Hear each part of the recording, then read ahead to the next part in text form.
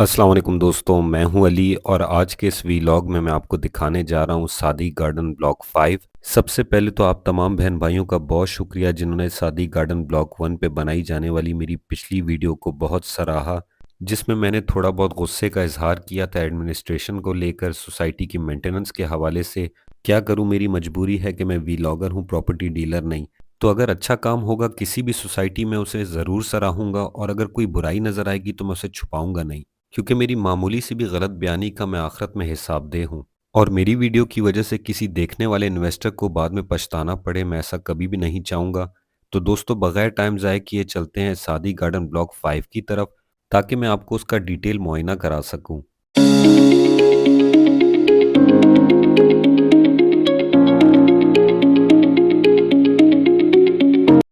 दोस्तों, सादी गार्डन जाने के दो रास्ते हैं। एक वो रास्ता जो सादी टाउन की तरफ से आता है, जिससे मैं अभी इस टाइम आ रहा हूँ, और दूसरा रास्ता हाईवे की तरफ से है। अगर आपको एग्जैक्ट लोकेशन का ना समझ आए तो आप गूगल मैप पे भी सादी गार्डन लिख के आराम से यहाँ पहुँच सकते हैं। सादी गार्डन के मेन गेट से एंटर होते ही आप मेरे ये उल्टे हाथ पे देख सकते हैं कि कमर्शियल प्लॉट्स की कटिंग आती है, जो कि तकरीबन 89 गज के हैं, और यही आपका ब्लॉक 5 है। कंस्ट्रक्शन के काम की अगर बात की जाए तो सबसे तेज़ दीगर ब्लॉक्स की निस्बत ब्लॉक 5 के अंदर काम जारी है, जिसकी वजह से इसके रेट्स हाई हैं बनिस्बत दूसरे ब्लॉक्स के। शायद इसकी एक वजह ये भी हो सकती है कि ये मेन एंट्रेंस में पड़ता है।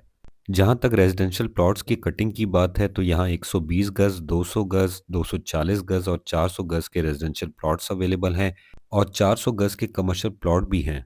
ब्लॉक 5 पे बनाई जाने वाली ये वीडियो थोड़ी तवील भी हो सकती है, क्योंकि मैं ये नहीं चाहता कि आपको बार-बार से सब अच्छा-अच्छा दिखा के वीडियो को ख़त्म कर दूं, क्योंकि आप दोस्त ये बात बेहतर जानते हैं कि मेन रोड पे जितने भी प्लॉट्स होते हैं उनके रेट्स बहुत हाई होते हैं, जो कि आम इंसान की दस्तरस से दूर है। तो बेहतर होगा कि मैं आपको इसकी गलियों का सर्वे कराऊं, जहां कंस्ट्रक्शन, डेवलपमेंट और मेंटेनेंस की क्या सूरत हाल है आपको पता चले, जहां ज़्यादातर आप और मुझ जैसी मिडिल क्लास फैमिलीज इन्वेस्ट करती हैं। वीडियो में आप देख सकते हैं कि जिस रोड पे हम मुड़ रहे हैं ये हाईवे की तरफ जाता है, और मेरे लेफ्ट साइड पे ये सारे 400 गज के कमर्शियल प्लॉट्स हैं, जिनके रेट्स की अगर बात की जाए तो 2 करोड़ 60 लाख से लेके 3 करोड़ तक के हैं। मैं स्टार्ट करूंगा पहले कमर्शियल प्लॉट्स की तरफ से, फिर उसके बाद आपको रेजिडेंशियल प्लॉट्स की कीमत बताता हूँ। वीडियो के स्टार्ट में जो आपने 89 गज के कमर्शियल प्लॉट्स देखे थे, अगर उनके रेट्स की बात की जाए तो 1 करोड़ 10 लाख से 1 करोड़ 20 लाख के हैं। इस टाइम आपको जो ये बिल्डिंग नज़र आ रही है, अगर आप ये ब्लॉक 5 के नक्शे में देखेंगे तो इसको हाई स्कूल होना चाहिए, जो कि तकरीबन 1450 गज पे बन रहा, और ये जो प्लॉट आप देख रहे हैं इतना ही ये प्लॉट हॉस्पिटल के लिए मखसूस किया गया है नक्शे के मुताबिक। तो पहले मैं आपको मेन रोड से इसका सर्वे करवा देता हूँ कि ब्लॉक 5 कहाँ तक है। ये आप देख सकते हैं कि शुरू में जो आपको प्लॉट्स दिखा रहा था 400 गज के कमर्शियल थे, और इन्हीं की बैक साइड पे सिंगल लाइन 400 गज के रेजिडेंशियल प्लॉट्स हैं, जिनकी अगर कीमत की बात की जाए तो 1 करोड़ 70 लाख से 2.5 करोड़ तक के हैं। ब्लॉक 5 की प्रीमिसेस यहीं तक है, इसलिए हम सियासतदानों की तरह यू टर्न ले रहे हैं, और अब मेरे राइट साइड पे आपको सारा ब्लॉक 5 नज़र आ रहा होगा। ये जो आपको सामने घर नज़र आ रहे हैं ये सारे 240 गज की कटिंग है, और मेरे ये लेफ्ट साइड पे आप देख सकते हैं कि सादी गार्डन का ब्लॉक 3 है, जहाँ कंस्ट्रक्शन इतनी तेज़ नहीं कि जितनी ब्लॉक 5 में नज़र आ रही है। और ब्लॉक 3 और ब्लॉक 5 के रेट्स का अगर आपस में कंपेयर किया जाए तो 10 से 15 लाख का फ़र्क है। तो दोस्तों, अभी मेन रोड से उतर के हम अंदर की गलियों का मुआयना करते हैं, जहां कंस्ट्रक्शन, डेवलपमेंट और मेंटेनेंस हम जैसे बंदों के लिए जानना इसलिए ज़रूरी है क्योंकि ज़्यादातर परचेजिंग यहां अंदर की तरफ होती है। तो अभी आप देख सकते हैं मैं हॉस्पिटल और स्कूल के दरमियान वाला रोड यूज़ कर रहा हूँ, जो कि 40 फीट पे है। और इस रोड की मौजूदा हालत आप देख सकते हैं कि अभी तक रोलर चला हुआ है, पक्का नहीं हुआ, लेकिन ये शायद पक्का होगा।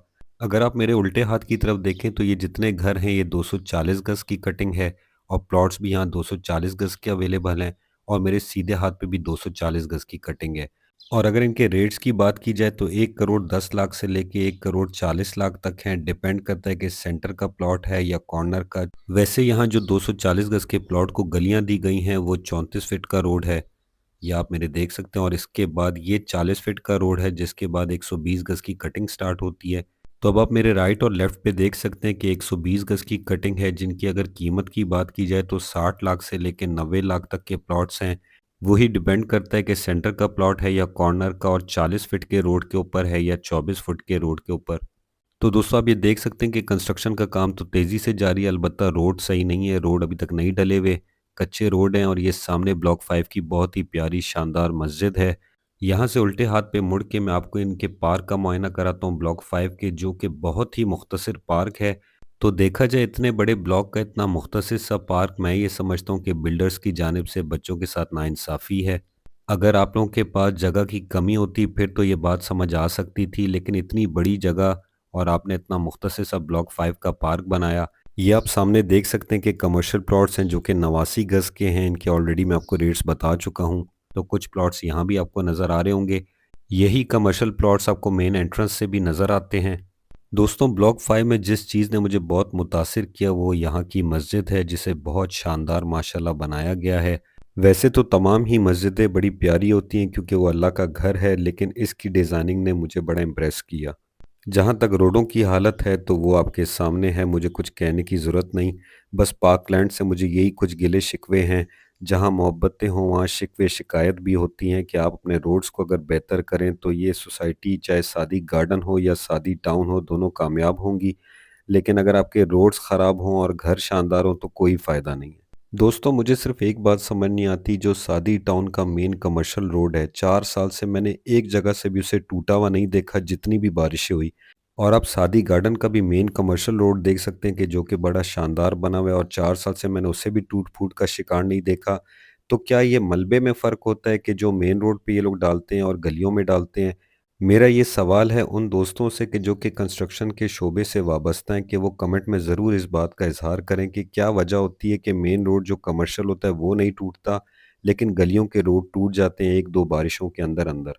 क्या अंदर की गलियों में जो मलबा डाला जाता है उस पे कॉम्प्रोमाइज़ किया जाता है जिसकी वजह से ऐसी हालत होती है? क्योंकि मैं जो ये रोड देख रहा हूँ ये ऐसा है कि पहले रोड जैसे बना हुआ था। ये ऐसा नहीं कि सिर्फ़ रोलर चला हुआ है, आप इस पे देख सकते हैं कई जगहों से लुक नज़र आ रही थी। तो मुझे ऐसे लगता है कि शायद ये इस पे कॉम्प्रोमाइज़ करते हैं, बेहतर वही बता सकते हैं जो कि कंस्ट्रक्शन की फ़ील्ड से वाबस्ता हैं। बहरहाल सादी टाउन हो या सादी गार्डन, मैंने जितनी भी अंदर की गलियां देखी हैं उनका इसी तरह का हाल है, बल्कि इससे भी बदतर हैं, ये तो फिर भी बहुत बेहतर हैं। तो जहां तक मेंटेनेंस की बात की जाए तो वो एक सवालिया निशान ज़रूर है पार्कलैंड वालों के एडमिनिस्ट्रेशन के ऊपर। सिर्फ गार्ड्स की तादाद में कमी बेशी कर लेना या सोसाइटी के जमादारों का नज़र आना मेंटेनेंस नहीं कहलाती। सफाई का होना बहुत ज़रूरी है, रोड की रिकंस्ट्रक्शन होना बहुत ज़रूरी है, पार्क की मेंटेनेंस बहुत ज़रूरी है।